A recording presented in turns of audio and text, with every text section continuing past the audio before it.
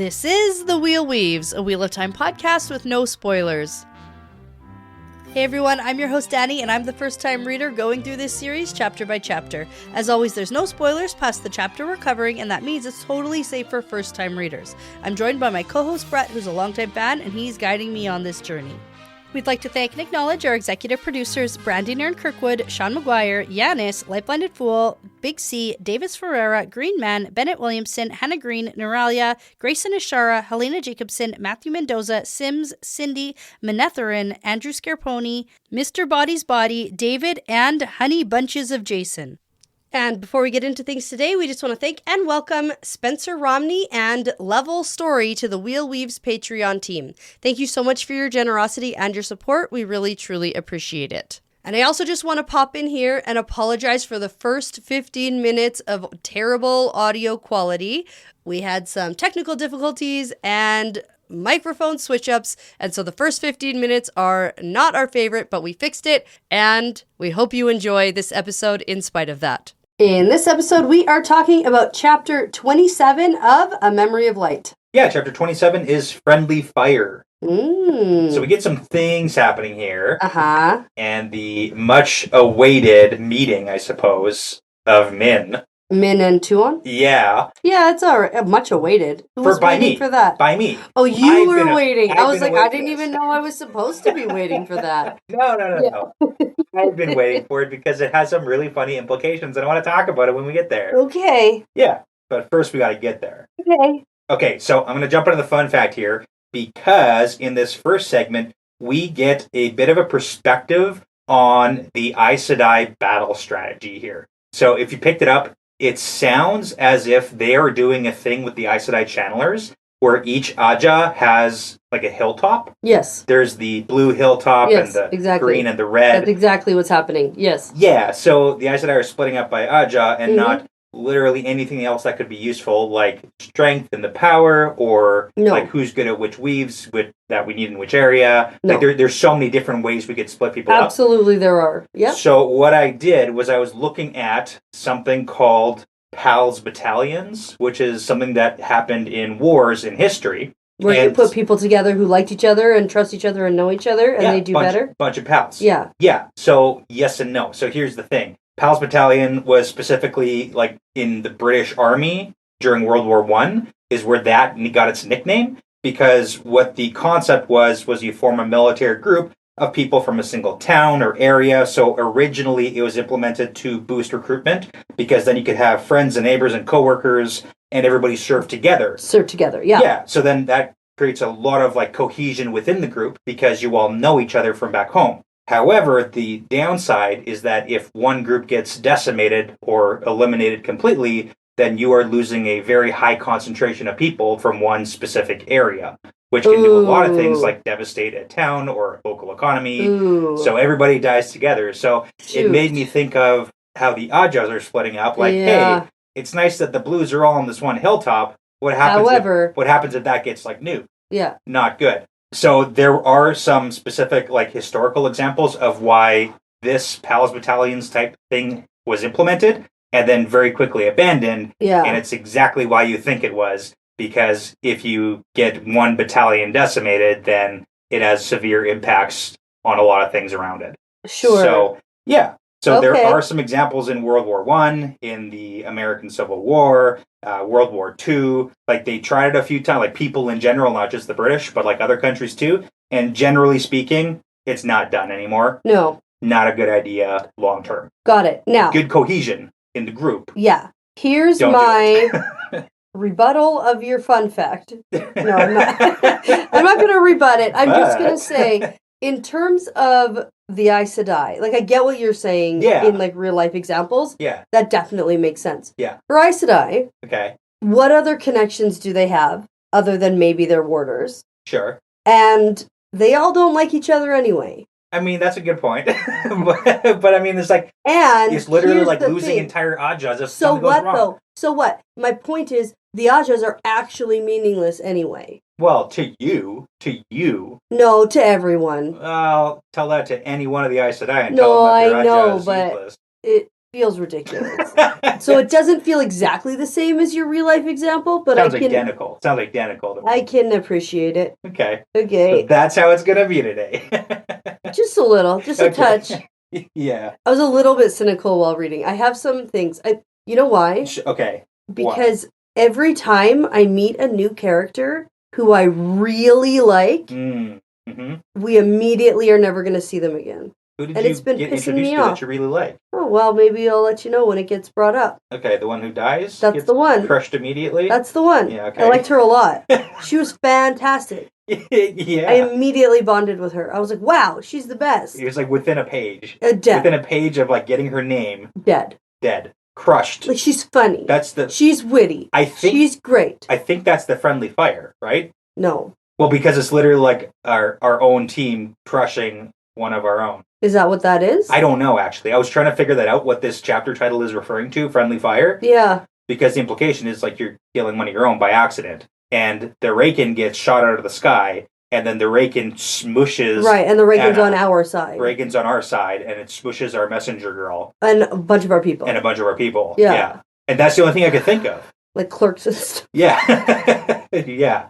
You didn't look up the definition of friendly fire? I know what friendly fire means. I don't know in the context if that's what it's referring to in this chapter. I know what friendly fire is. What is it? It's when you get hit by your allies, like in war. When you get shot or killed by your own... Oh, yeah. Yeah. Well, then I guess that's what this is. Right? I thought maybe. Yep. But, yeah, sort of. Right? That's what I thought. Like, I read it, I was like, oh, okay. But then I was like, wait, maybe? But then I don't know what else there would be. So that's what I have to go with until someone has a different opinion. Okay, fair. Okay, so let's get into it. Yeah. So chapter 27, Friendly Fire, and it's the chapter symbol of like... Also, yeah. The rising sun. Isn't that Kirkwood? Yeah. Also didn't understand that. I was a little bit confused when I was reading. I was like, I don't think I know anything about the Wheel of Time. Like, I'm second guessing everything. And like, none of our people are really from Kyrian. Like, there's a lot of men in this one, and she's not even originally... She's Andoran. Maybe this was meant to be... Maybe something else? I don't know. For the last chapter? Maybe. But I'm like so confused about a couple of different things right off the bat. And it just had me second guessing everything about everything. Okay. So... Well, that's too bad. Yeah, I don't know. I was a little confused. I don't know why. It's usually for Kyrian and stuff. Or someone who is Kyrian in the chapter.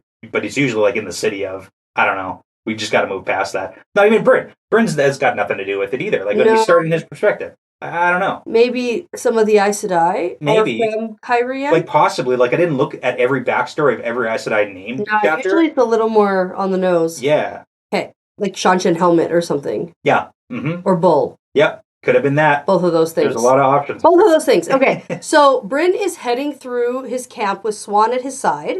And... they're being trailed by a bunch of messengers and guards and carrying all sorts of maps and papers and stuff. Yeah. And we're actively in battle with the Sharan forces. Yes. And what's happening here is Gareth Bryn has decided that the best way to stay safe as a commander, because traveling exists, and if he could, he would just like pop in and out and assassinate commanders, because that's a great way to do it. Yeah. So he is doing the strategy where you no longer have a command center, and you just walk and talk the whole time. Okay. Then people can't find you. Okay. Yeah. So the whole place is shaking with explosions. They're in the thick of it. And we have the Shanshan channelers. Right. The Stamani. Yes, yeah. But they're on our side, giving it to the Sharan forces who are actually fighting for Demandred, but we don't know if they know that or not. Yes. So we don't actively know if the Sharans know. Yeah, it's like Forsaken. Like, do they business. think that they're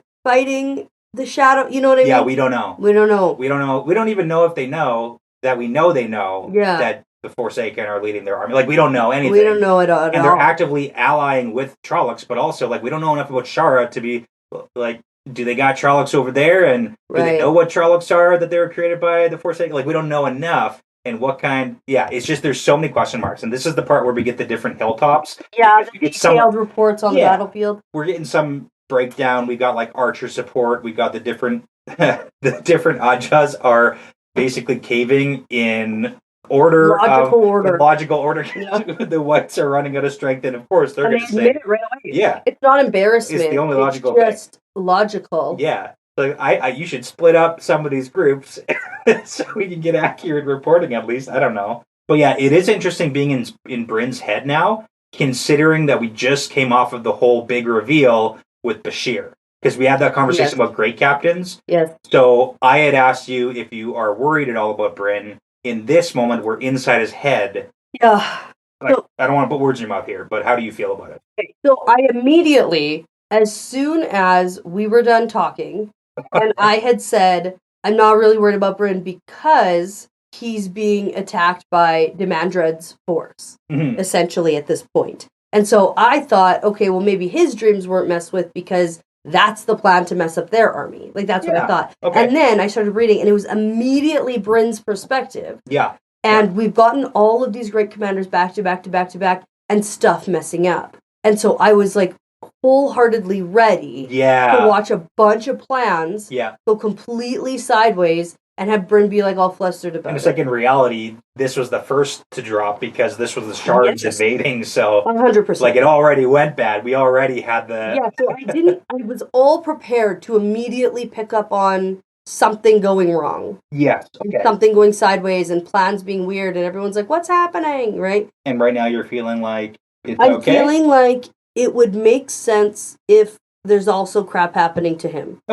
Okay, but we don't seem as flustered and people don't seem as suspicious and skeptical of him as other people have been of other great captains. For sure. Yeah, I get that. It's just like we already came down off, like, I like to imagine as a roller coaster where we already took the plummet. We've already plummeted with the Aes Sedai army, and now we just got to build back up because now we have the introduction of the Shanshin and everything. Like, we're starting to get things back in order, and their camp is under attack. They are a lot closer to the action than the Shanshin are. So right now, the Shanshin are holding back quite a bit. We see them falling out of the sky and crushing a bunch of their people. Doesn't necessarily feel like, plans got messed up because he didn't send anyone to scout. Right. And, or there's like fake reports, or it's just like that. And we're sending two troops into the same spot and it causes confusion. Like those things. Yeah, for sure. Right now, I don't feel, but I also wouldn't be surprised. Fair enough. Okay, so we're going to get a little bit more detailed reports on the battlefield here. So I just want to go over that. I'm assuming you don't care too much about that, but got to be on the record. So we've got pikemen holding off the Trollocs as best we can. We've got the Reds needing reinforcements right away, and then the archers are running low on arrows. So basically, we're getting a report here that things are going okay. We need the reinforcements, and that's why Min ultimately is going to get sent to the Shanshin because we need the cavalry reinforcements. So that's like the premise here. And the Shanshin women are doing a good job against the Sharns right now. They're fighting down at the ford. And then we did have the captain who was in charge of the Lancers got killed. So now we've got our boy Uno in charge. So we haven't seen him for a while. But even though we have no idea who this character is, he's like, that guy was a good man and he always wanted to fall in battle. Yeah, not Uno, the other guy. Yeah. Okay. The guy who died. Sorry. Yeah. Like, we know who Uno is. No, now we know who Uno is. And Uno, although never been a commander or officer, doing a great job. Doing a good job. He's really good at the horses. Horsey stuff. Okay. So, now we need the reinforcements. Bryn's calling around for messengers because we got to go to the Shanshin camp. We got stuff to do. Yeah, he's grouchy. The best lady. Yeah. Anna? Is that how they pronounce it in the audiobook? Yeah, Anna. Anna, okay. Comes on up. So funny. Gives him some sass. Gives him some snark. Gonna do exactly what he says. Yep. Great. It's very funny. And then she immediately dies. And it's very sad. Gets crushed by a Raken. I was like, man, she's so badass. I love her so much. I was like, this is so great. No. Wrong. We want to talk about how this is a good scene to really put in light. I know, obviously, Brandon Sanderson wrote this, but like a wartime scene where you have just the randomness of events. Because he basically has to go, like, look at her corpse and then be like, shit. Well, who's my next messenger? Like, he still needs a messenger to go and do this run. So, like, the war goes on, even though we just lost someone who's near and dear to us. So, well, and near and dear is a... Well, to Bryn, not to us. No, to me. I mean, you felt already. Yeah, but it's just I do like the randomness of it. That makes it a little bit more real. She didn't have plot armor. No Tavierness there. No. Okay. Now, side note here, there's like back and forth because Bryn is now talking about who's going to go run the message,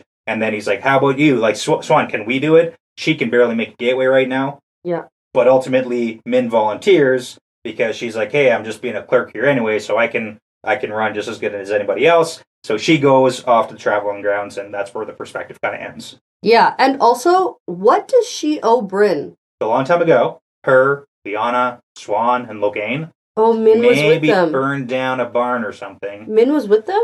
Yeah, Min was with them. It was those three and Logain. Oh, yeah. Yeah. Because I was like, oh, is Bryn mistaking Liana for her? Like, I was just so confused. You know, Min was there. Because I forgot Min was there. Min was there, yeah. Yeah, Oh, so because that's she was Elmendreda who helped them escape. Yeah, and then that's when she runs up to this other chick who's like, Elmendreda, what are you doing here? Yeah, well, and then Min was at the tower. Exactly. Yeah, like, there's that whole backstory. But Bryn does the whole, you still owe me, because he doesn't... Now, Bryn had chased after them because of Swan. Yes. Because of the eyes and everything like that. Well, that was kind of. That was that. And he also doesn't like, being duped. He also did... Remember his hat? He had a little hat that blew off his head and then it got stomped on by a horse. Oh, man. There's so much stuff that happened in those sad times. Yeah, well, you know what wasn't sad? Going to the 9-horse hitch. 9-horse hitch. 9 horses hitch. Yeah, how did you gotta be careful how you say that. Do I? I think so. I think it's supposed to be like that. Legally, I don't know. I don't know. Okay, so now we've fixed a microphone situation. And we're back. That we didn't even know existed. Right. Okay. After this many years. I know. Okay. It's fine. It is still possible to make mistakes, turns out. Turns out. Mm-hmm. Turns out. Yeah. So we're going to jump into the next perspective, and it is Min's. Yes. And so we're heading over to the traveling grounds, which now we've figured out a little bit. Like, yeah. It's seeming we have like gates. It's like a system of improvement of how they're figuring out the best ways to actually do traveling so you don't cut people in half with the gateways. Right. And it's Makes like, sense. hey, Min, what's on your boarding pass? Yeah. Oh, gate 3, head over there. Turns out, and just like in real life, it's like, nope, not that one actually. Now No. you're switched. Yes. Now you have to go all the way back across the camp to the other side of the camp. Yeah.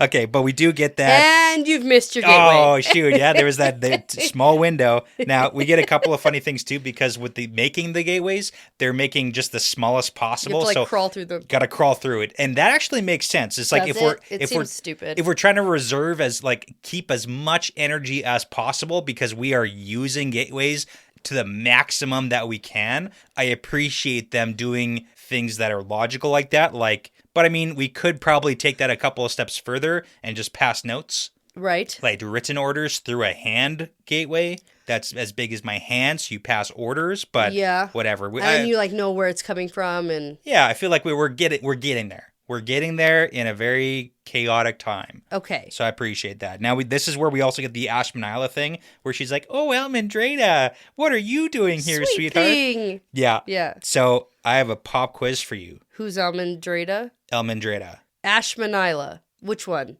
Elmendreda. I know who Elmendreda is. It's Min. Okay, I know that you know that it's Min. I'm hoping that you know it's Min. My question is, where does the name come from? And why does Min hate the name Elmendreda? Oh, okay. Well, it's her full name. Yeah. And she was named it. She was. Okay, you're like 2/3 of the way there. She was named. It's her name, and she was named it. That's what she was named. Yeah. Upon her birth. Okay. After someone? No. Less right. Okay. Less right, okay. She was named the thing. Comes from a story. And it's from a story. Yeah, that's right. About someone who A woman who sits on cushions and eats fruit all day. Yeah, sighing at men is what we're looking for. I thought that was Zareen. It's also that. Zareen means sit on pillows and eat grapes all day. I knew there was one. Elmendreda, the name comes from the story of a woman who spends most of her time sighing at men, blah, blah, blah, blah, blah. So it's really good. Okay, I thought you were going to ask me who Ashmanila is. Oh, no, we don't have time for her. She was at the Saladar camp. We've seen her around, but I don't know. Are you going to look at your book? Well, I thought that's what you were going to ask me. So yeah, You haven't written in that book for years. Well, that's not completely true. Okay. Okay, you can keep talking, and I'm just going to flip through this while you talk. No, that's it. I want to move on here because we have to crawl through the gateway, and it's super annoying, but she does it, and then she pops out on the outside in the Shanshan camp, and then I want to keep moving. Oh, okay, yeah. I want to keep going on here. Okay, the let's do Ashmanala that. Elemandreda thing is such a small thing in the scheme of things right now. Oh, okay. It's like that's when she was in the tower pretending to not be who she no, really I is. remember. That was a long time ago. Yeah. That would not be in this book, so. Probably not. No. Probably not. Okay, so Min is here, but she's got to wait because all the new messengers have to get cleared first. They have to get vetted. Yeah, and I mean, we get a good look at the Shanshin camp here, and it does make sense that you should vet the messengers. Like, the Shanshin, say what you will, they're very ordered in their military camps. Yes. Now, I do have a few critiques. Of their camp? No, for the Suldam who comes up, who's in charge. Oh, yeah, Of okay. making sure that Min isn't an assassin. Right, yes. She says a lot of things to Min. Yeah. Before she confirms exactly who Min is. Okay. You know? And maybe they're just very, like, it doesn't really matter what I say because you're just going to die anyway. But it's like channeler versus non-channeler too, right? Yeah, but she says so many things. She's like, we can never be too careful of assassins. Right. Like, and if this is actually an assassin. Well, that's what an assassin would expect, or not expect. Yeah, and then she's like, me, one of those an things. assassin? And it's like, yeah. What about that knife in your sleeve? It's being weighed down. Right. Yeah. But then be like, I can tell you have knives up your sleeves. And then just like leave it at that. Right. And then she explains to Min how she can tell that she has knives up her sleeves. Yeah. She does say a lot now that you're saying and that. I feel like that just gives Min tips on how to hide her knives better next time. Or something, you know? Yeah. That's the arrogance of channelers, though, is it not? Yeah, maybe. It's literally Sul'Dan versus this nobody messenger who's nobody and nothing. But it might be an assassin here for Tuon. Yeah, not a good one, though. Like, if she is an assassin. But, I mean, that's also part of the Hide in plain Shanshin culture. sight, though. Hide in plain sight. Too. I'm that's just true. walking into your camp. I'm a messenger. You got me there. I got to talk to Tuon. Yeah. I got to talk to your general, but I'm just going to throw my knife at him and kill him. Like, Get him, yeah. Yeah, hide in plain sight. So, I mean, I guess, but she says so many things, and it doesn't stop. So, Min is quite frustrated. And she's also curious about the fact that she can see the camp, like Bryn's camp, in the distance, and she can see explosions, and she's wondering why does the sound of the explosion take longer to get there than the sight of the explosion happening? Yeah, just like thunder and lightning. Wow, I'm telling you something. Weird. There. No time for that now, though. No time for science. Not in my books, except sometimes when we have science. Way too much. Yeah. Let's go back to the gravitational something pull of the dark one's black hole. Well, that's not even explained either, though. That was pretty scientific. That was your fun fact that was scientific. Yeah. That's not. It wasn't explained. Same as this. Right. It's sort of talked about, and then we talk about something different right away. Yeah, it brings me back to like book one. We were like, germ theory. They figured that out and stuff. It's good. Okay, so. Yeah, last thing I want to point out here, Min has a lot of thoughts while she's waiting to be cleared as a messenger here. One of them is she's not actually upset about not getting to go to Shale Ghul with Rand. Like, she knows. She's only medium upset. Only medium. Like, she knows she'd be a liability. But it's interesting because it seems like I don't know if I want to use the word like she's in an insecure place, but she thinks about how, like, what is her place in the world with compared all these, to like, channelers. Very special channelers, yeah. Very special and powerful channelers like Rand and Avienda and Elaine. Right. It's like of the four people in this relationship, Min is the only one who can't channel. No, but she can do something way cooler. Depends on who you ask. She can do something kind of cool too. Yeah. Yeah, depends who you ask. So it was just like an interesting thought. Let's ask Tuon. Yeah, right? Tuon thinks it's excellent. That's what I'm so excited to talk about that. I'm so excited. Okay, I said the long-awaited meeting between Min and Tuon. It's great.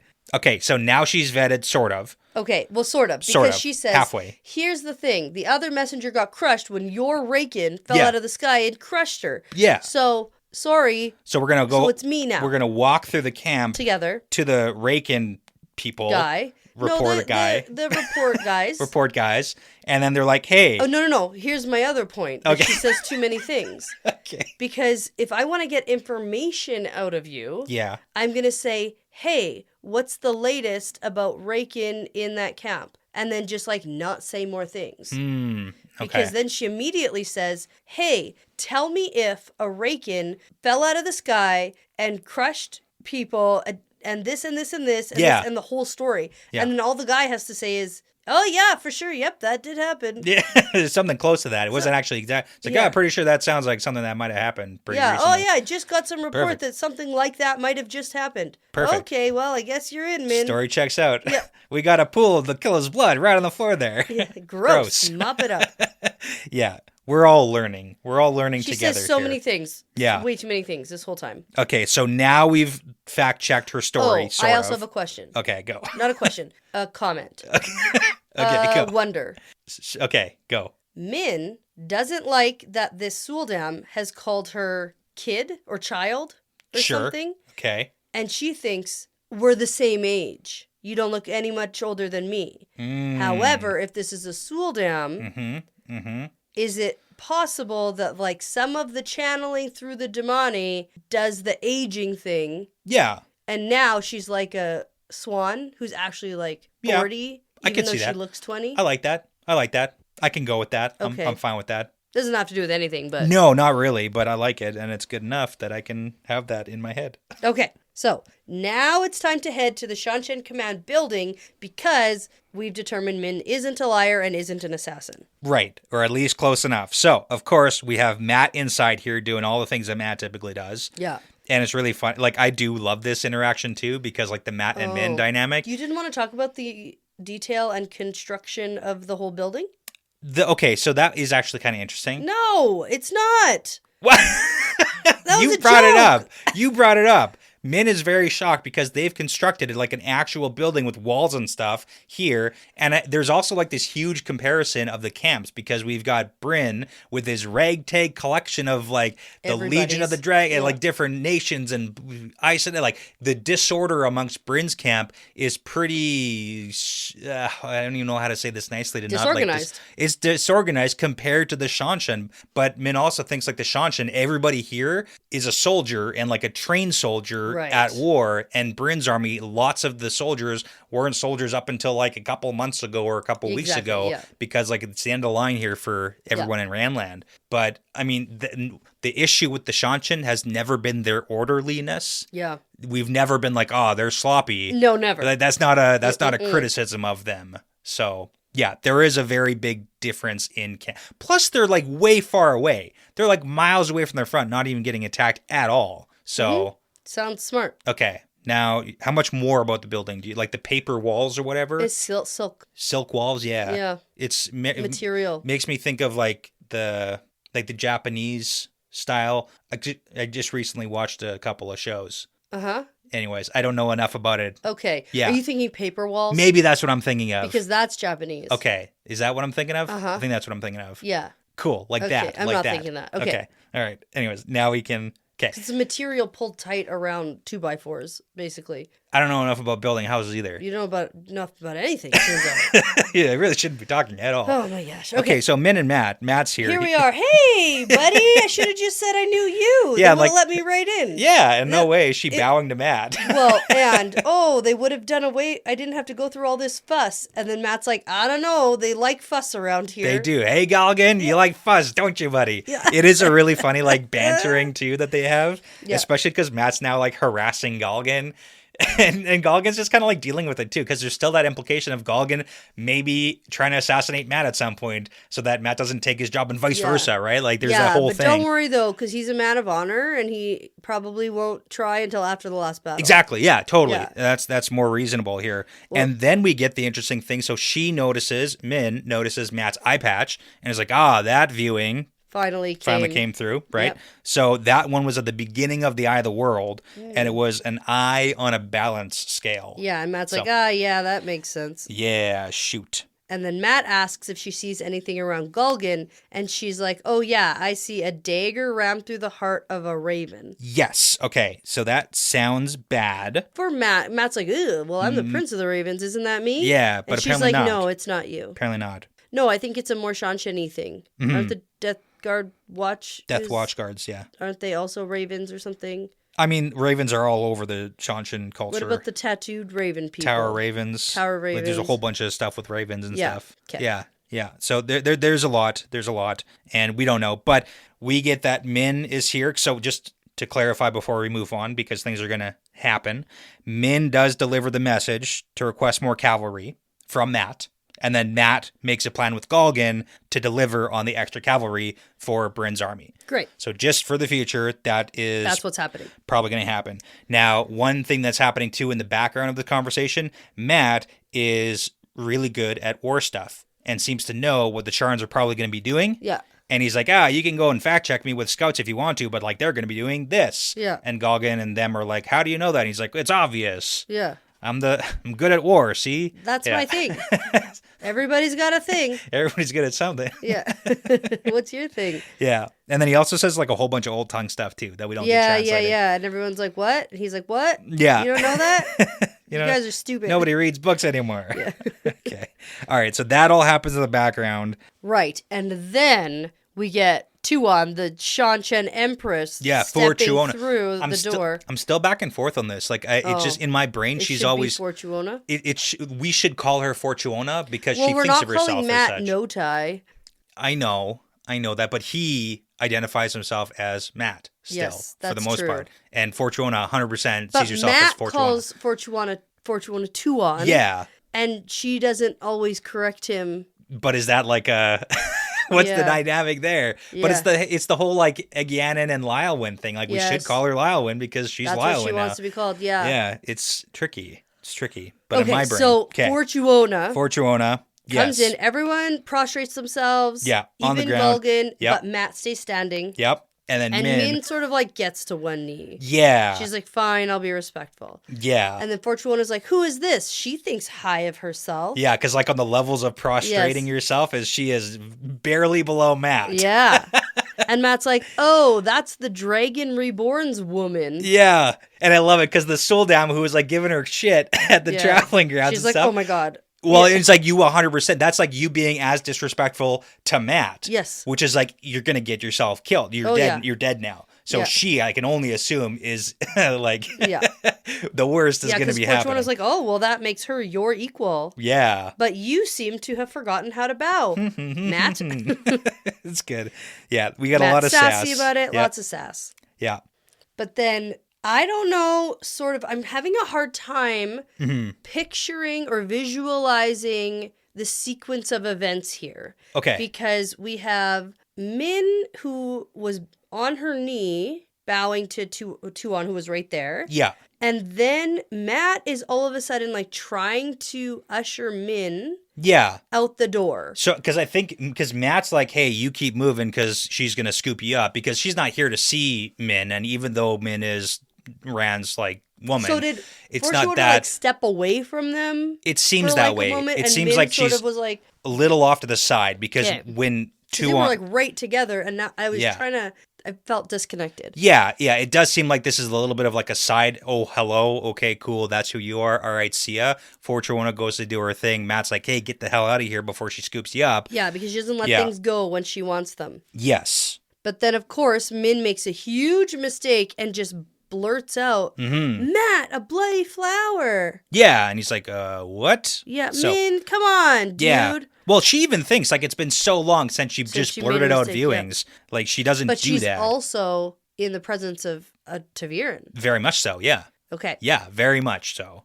So Min tells him there's a bloody flower around Fortuona's head, and it's a death lily, and that means somebody is going to try to kill her very soon. And when you say that about the Empress, who's within earshot, and the Death Watch guards are here... And they already thought you might be an assassin. That's going to get you tackled. Yeah. So Matt freezes, Fortuona turns from whatever she was doing, and then Min gets taken down by two guards. Tackled by the Death Watch guards here, and then Matt's like, whoa. It's not what you think. It's cool. She sees things. And then I love it too. Oh my God, no! Don't do it, Matt. Don't say it. And he's like, "It's fine. It's fine, everybody." She just sees things. She just sees things in the pattern. She just sees omens in the pattern and knows what they mean. Sometimes it's fine. It's just little pictures floating around. It's like a little movie. It's so funny. It's so funny that he just like thinks he's helping so much, and she, in her mind, Min is like, "Oh my God, shit. Don't do this. Don't say it." You're the one who did it, Min. But yeah. You started this. So I love this. I absolutely love this part of the sequence because then Fortuona like freezes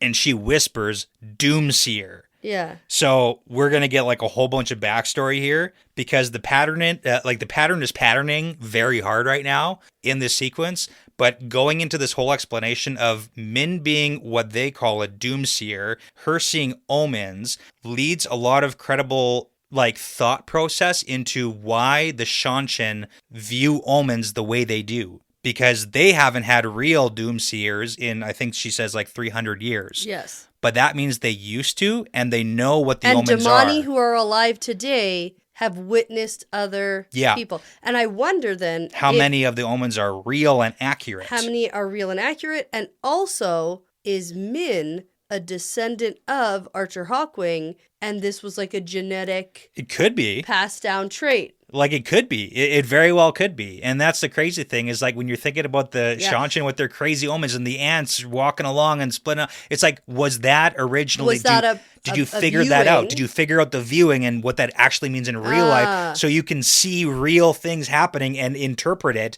Because if you look back at Tuon's omens that she reads, she is accurate about stuff that happens. Sure, it's open to interpretation, but always. It's kind of like reading your... Yeah, but like there's a background there, and I like to imagine that like, hey, maybe they're based on or used to be based on what people like Min would see and interpret, and now they're just floundering for like anything. They're like, that seems like something I should worry about. So it's so cool that now Fortuona is like, oh my god, a real one. This is great. Mine. Yeah. Mine.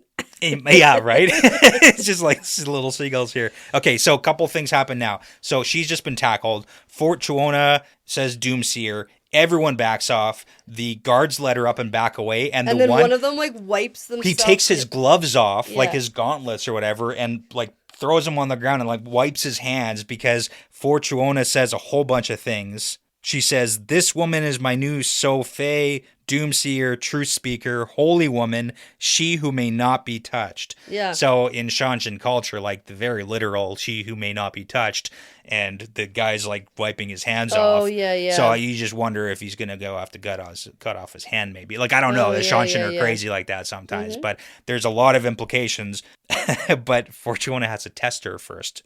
Sure. Tell me more about this. Tell me more about what you see. And here is where I think, hey, Min. Don't. You actually don't have to say... It's too late. Everything, though. It's too late. Like, you can say a few things. Pattern is patterning. Tavir and Matt. That's the only explanation here. But that's a very well-documented only explanation that we get repeatedly in the Wheel of Time series. That's what I'm saying. This would never happen in real life. Because really, I was like, Min, you could be lying. Yeah. Just say some things. Mm-hmm. No one knows. Yeah. Say a couple things. Say the Death Lily thing. And then, like, say a couple other things. It doesn't matter. It doesn't matter.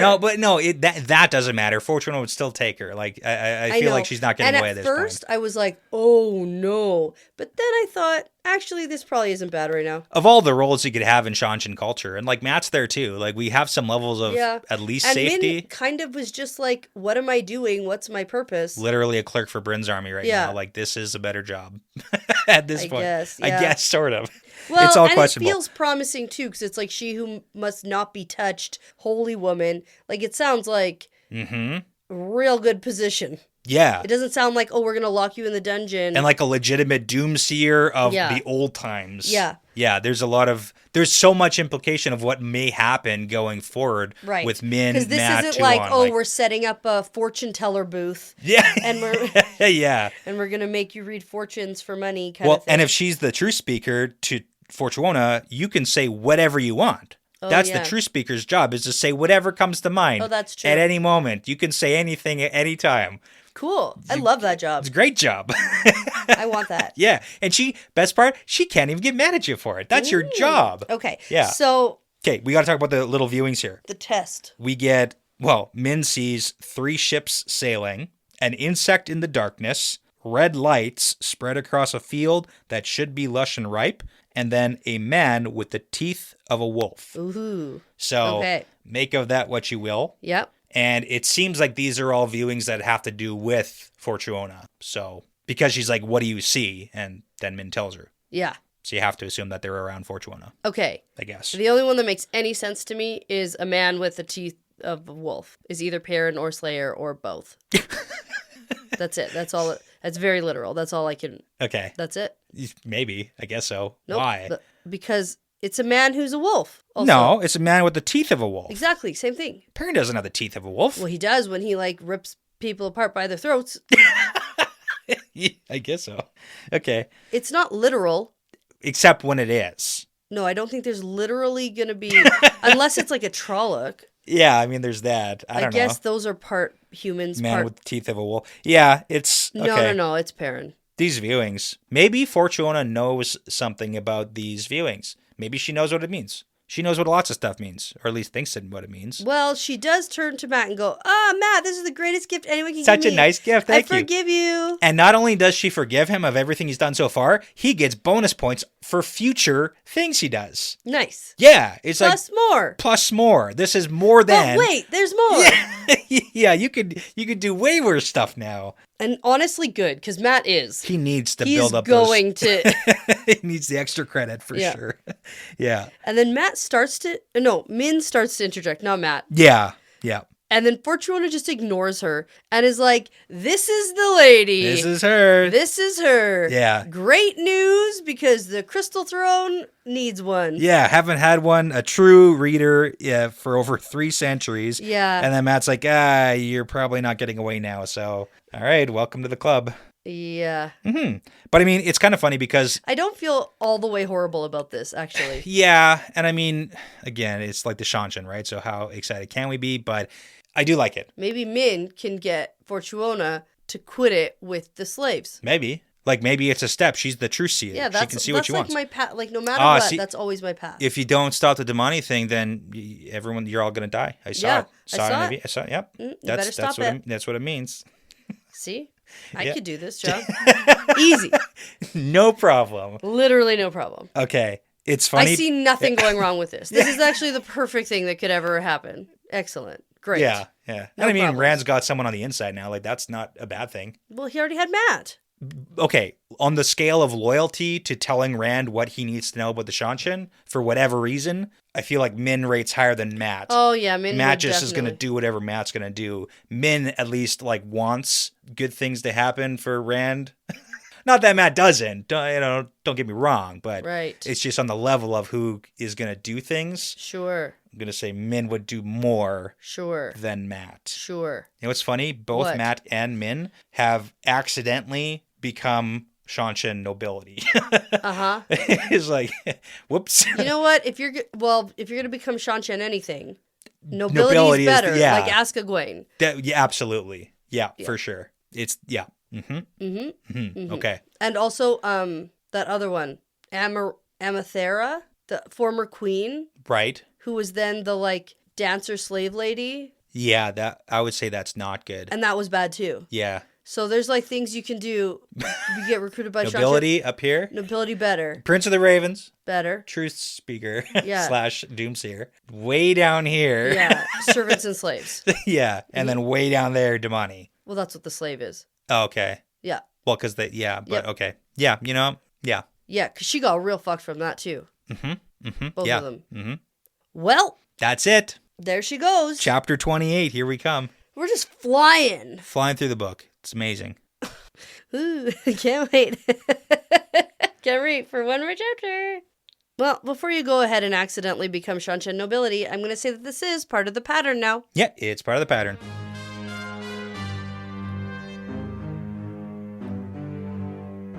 Well, that's it for this one. Thanks so much for listening, everyone. The Wheel Weaves is hosted and edited by Dani and Brett, produced by Dani and Brett with Passion Socks, Cody Feltz, Mozyme, Jamie Young, Jared Berg, Ricky Morissette, Matt Truss, Antoine Benoit, MKM, Megan, Colby T, Gabby Young, Rycat, Chris G, Sarah Creech, Saverio Bartolini, Megs621, Hamar's Lament, William Johnson, and Courtney B. With music by Audionautics. Now, be sure to check out our Patreon page if you're interested in supporting us and the podcast. We'd love to send you some Patreon exclusive merchandise as a thank you. Plus, you'll gain access to our episodes earlier than everyone else. And at the time of recording, we have over, 50 bonus episodes at patreon.com/The Wheel Weaves podcast. So you can find all of that and more over there. For general information about our show, like how to get in touch with us, how to send us shot glasses, how to join our Discord,